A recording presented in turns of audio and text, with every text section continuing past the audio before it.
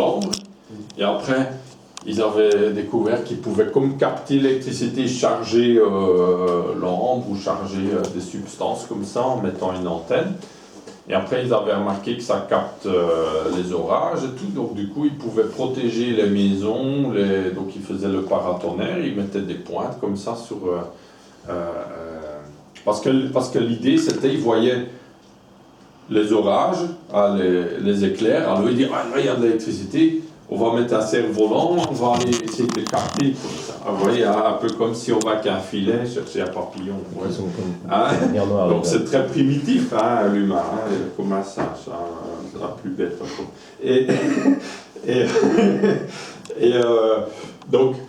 Et alors, ils avaient remarqué que quand ils mettaient sous les maisons, sous les églises, d'abord c'était les bâtiments des riches, donc c'était les églises, les structures étatiques et tout ça. Et ils remarquaient que où c'était relié à la terre, les plantes y poussaient mieux. Et donc du coup, c'est comme ça que c'est venu l'idée de faire comme des paratonnerres, des antennes, et de mettre dans les champs. Et dans les années 1700, alors, ils ont commencé à expérimenter comme ça des antennes dans les champs. Et au début, ils mettaient juste une antenne, comme ça, et après ils reliaient avec des fils dans la terre. Hein, donc ça c'est déjà dans les années 1900, hein, parce que pendant 100, 200 ans, ils ont fait que juste des antennes, comme ça. Ils en mettaient peut-être 20, 30 à l'hectare pour avoir un effet significatif sur un hectare. Après, la hauteur, ça pouvait être parfois très haut. Par exemple, Christophe Lowe, il fait des antennes de plus de 6 mètres de haut. Hein. Au plus haut c'est, au mieux ça fonctionne. Et ça fonctionnerait, si vous faites une antenne de 2 mètres, ça aura un effet sur environ 2 mètres de diamètre. Si on fait sur de 3 mètres, environ sur 3 mètres de diamètre. Donc au plus haut fait, au plus grande sera la surface qu'on peut traiter. À partir de quand la hauteur devient dangereuse, il ne faut pas capter les... C'est toujours dangereux. Hein. Ouais. Dangereux. S'il y a un orage et que vous allez dans une plaine et vous faites comme ça, vous avez la chance de capter un éclair. Ah, c'est dangereux. Donc, un arbre, c'est connu. Ou si on est sur la mer ou sur un plan d'eau, avec un voilier, il y a le mât, c'est très haut, il y a un orage, c'est très dangereux. Moi, je l'ai vu dans les vignes et j'ai relié à des câbles de fer. Ou en dessous d'une ligne à haute tension, il ne faut pas faire ça, c'est trop dangereux. Ça peut capter, par exemple, quelqu'un, il y a eu encore un mort en Alsace l'année passée, c'était dans le journal. C'est un gars, il voulait récolter ses pommes dans son verger qui est en dessous de ligne à haute tension. Il s'est pris une décharge, il est mort. Hein, parce que l'échelle est métallique et ça peut capter, même si on est à plusieurs mètres du câble, ça peut quand même être dangereux. Il vaut mieux éviter, hein, pour prendre des risques inutiles. Surtout si on a encore avec des perches et qu'on essaie. Les tours en argile, les enfants sont pas là-dedans, il n'y a aucun danger. Les tours en argile, pareil, ça fait un effet antenne aussi. Hein, quand il y a un orage, on ne va pas se balader à côté des arbres ou à côté des aspérités, c'est normal. Quand il y a un orage, c'est rare que les gens se baladent dehors. Par exemple, donc ce qui est intéressant à ça, c'est le préjugé, par exemple, en bio, on dit le bio, les récoltes sont plus petites, ou les fruits et les légumes sont plus petits, et c'est normal, et ils sont soi-disant plus concentrés, de meilleure qualité, mais ils sont plus petits. Hein? C'est pas forcément une fatalité, vous voyez?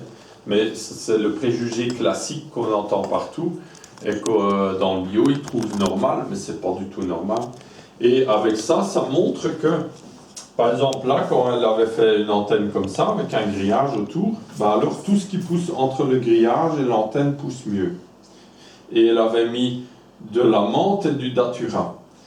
Et elle avait en matière sèche plus 20% sur la menthe, plus 30% sur la datura. Et en concentration en huile essentielle, elle avait plus 27% sur la menthe, plus 57% sur la datura. Donc la plante était plus grande, mais aussi plus concentrée.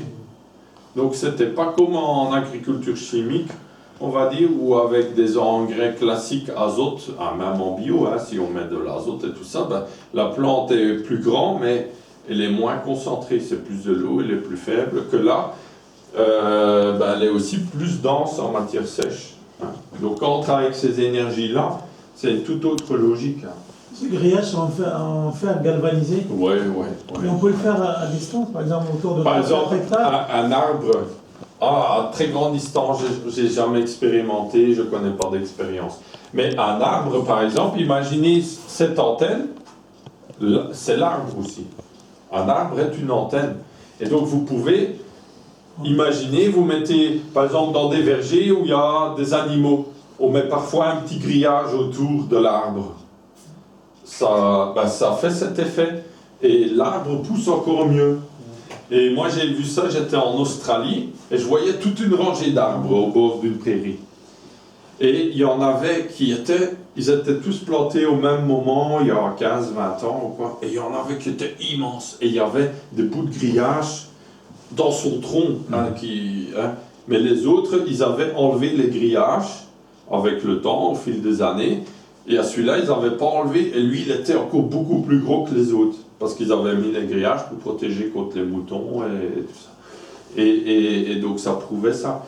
Et avant, quand ils plantaient un arbre, c'est un ancien agriculteur qui m'a dit, avant quand ils plantaient des arbres, ils mettaient les cercles, dans les régions viticoles comme ici, en Alsace par exemple, ils mettaient les cercles des barriques, les cercles en fer, des vieilles barriques, les cercles, ils mettaient dans le trou et ils plantaient l'arbre au milieu. Donc ça faisait un effet d'électroculture. Comment exactement ça fonctionne, je ne peux pas l'expliquer, mais il y a un effet que quand on met un cercle en fer ou un grillage ou ce cercle métallique ou un fil de fer galvanisé. Par exemple, là j'ai planté 2 arbres où j'ai fait un cercle comme ça en fil de fer galvanisé aussi. Et je pense que ça va très bien pousser. Donc c'est quelque chose de très simple. Mais vous avez monté une ligne en cuivre sur l'arbre ou c'est juste non, il faut surtout pas mettre des antennes comme ça dans l'arbre. Ça c'est ou mettre un fil de fer ou de cuivre de la pointe de l'arbre en bas, ça il faut surtout pas faire parce qu'alors ça fait comme un court-circuit pour l'arbre. Et alors l'arbre il peut même mourir. Hein. Mais si le fil est gainé. Non, il faut quand même pas le faire. Non, ça c'est pas bon. Non. Okay. Après, s'il est gainé, mais ce qu'il y a, c'est qu'on a mis l'antenne là-haut et l'arbre doit capter certaines énergies, mais c'est l'antenne qui va le prendre à la place de l'arbre. Vous voyez, donc c'est pas bon. On peut mettre l'antenne à côté, ce serait comme s'il y a un deuxième arbre à côté, on va dire, hein, mais on peut pas le mettre dans l'arbre. Ça c'est pas bon. Ça on a vu l'image, je vous ai montré au CNRS, donc des poireaux immenses. Mais les recherches, ils ont été brûlés, les écrits, mais les photos, comme c'était des gravures dans le temps, ça a resté parce que le centre de recherche avait été brûlé pendant la guerre, comme vous voyez. Ça n'a pas changé quand on voit les guerres en Irak et dans d'autres pays. Il faut d'abord brûler toutes les connaissances, la culture, le savoir, tout détruire. Hein? Ou par exemple, une partie de la grande bibliothèque à Moscou, s'il avait brûlé, c'est toutes des choses, c'est pas par hasard. Quand on voit les tensions mondiales qu'il y a, ils font pas ça par hasard parce ils effacent toujours le passé, comme ça les envahisseurs peuvent réécrire l'histoire à leur façon. Et comme ça, l'histoire, vous pouvez être sûr que toute l'histoire a été faussée à chaque génération en fonction de chaque envahisseur. Donc, vous ne savez pas qui est le gentil, le méchant. Hein. Quand ils disent que celui-là, il est gentil, c'est peut-être le méchant. Des choses simplement. Mais... Donc c'est très... voilà, il faut relativiser très faux. Quand on dit, voilà, telle personne a inventé telle chose, quand on creuse un peu, il faut relativiser parce que souvent c'est celui qui a copié le mieux et qui est devenu connu, ou c'est pas forcément celui qui a vraiment découvert ou inventé. Il y a comme ça, par exemple, on parle toujours d'Einstein. Ben, quand on creuse, il y a même un livre là-dessus. Einstein aurait tout copié de Henri Poincaré, par exemple. Hein. Donc voilà. Mais on parle de la formule d'Einstein.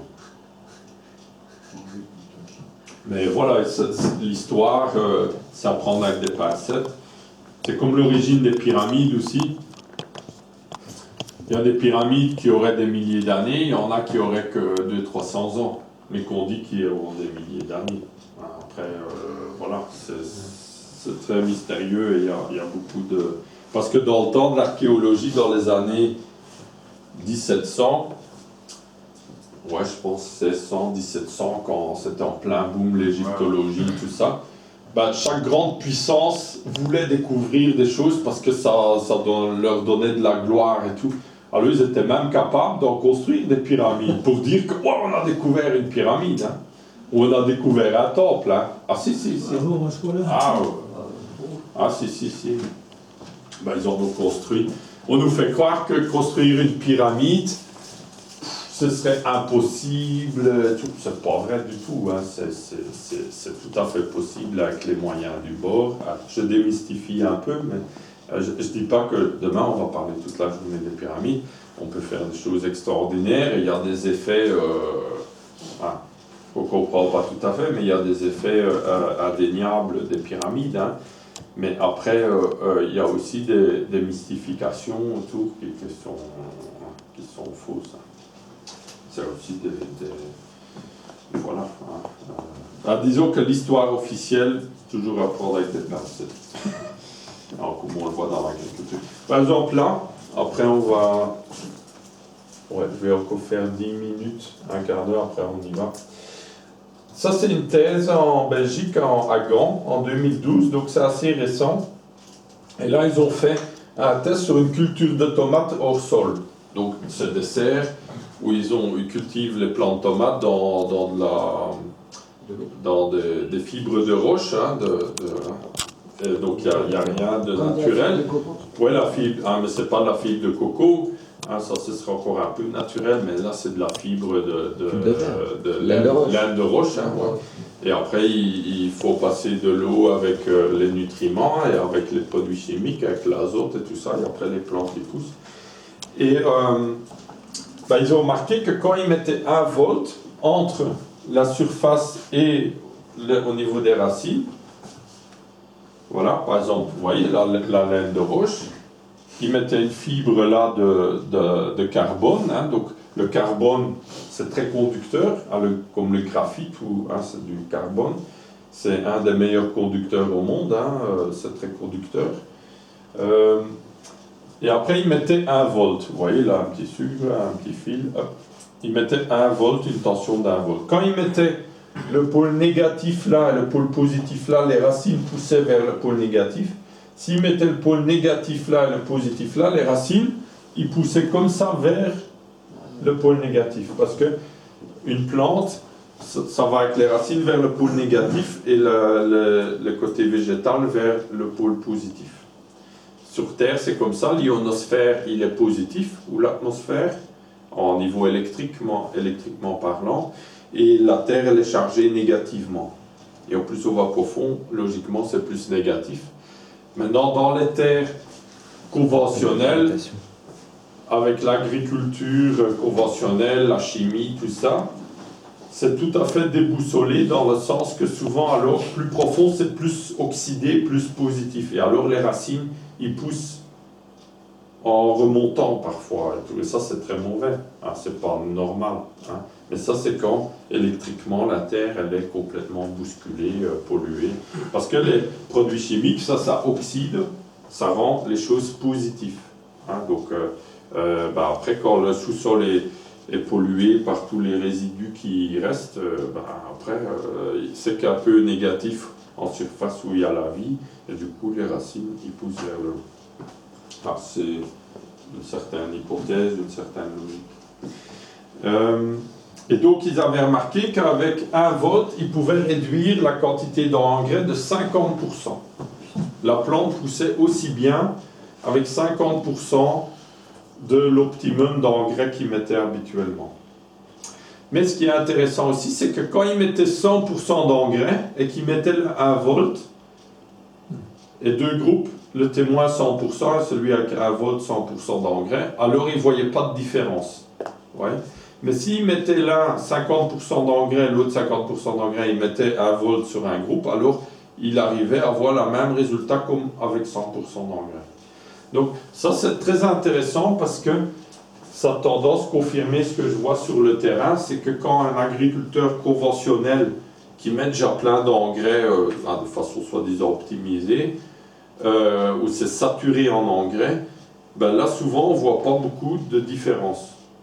Mais chez un bio où il y a, soi-disant pas assez d'engrais, ben là dès qu'on fait l'électroculture, tout de suite on a beaucoup meilleurs résultats. Vous voyez qu'en conventionnel, c'est moins évident, toujours. Sauf s'il met pas beaucoup d'engrais, ce que moi je conseille toujours, c'est de diminuer après, parce qu'après, c'est inutile d'en mettre des engrais. Parce que après, il y a la vie du sol qui est stimulée, il y a plein de choses et qui fait qu'après, on a la vie elle-même crée tout ce qu'il a besoin, on va dire. Mais voilà, ça c'est quand même intéressant comme expérience. Ouais, par exemple, ça c'est pour illustrer avec un grillage. Maintenant, au lieu d'un grillage, moi je suis convaincu, comme je les expliquais, avec un cercle en fer ou peut-être juste un fil de fer galvanisé, ça fonctionne aussi. C'est plus simple que de mettre un grillage. Mais si on met un grillage, ça va limiter l'effet et amplifier l'effet entre l'antenne et le grillage, mais ça ne va pas aller plus loin. Ouais. Que si on ne met pas de grillage, ça peut aller plus loin, mais c'est comme un gradient, mais ce serait un peu moins fort. C'est ce qu'on pense. Et donc après, dans les années 1800, vous voyez, ils reliaient avec des fils différents. Ça fait penser à un arbre avec ses racines.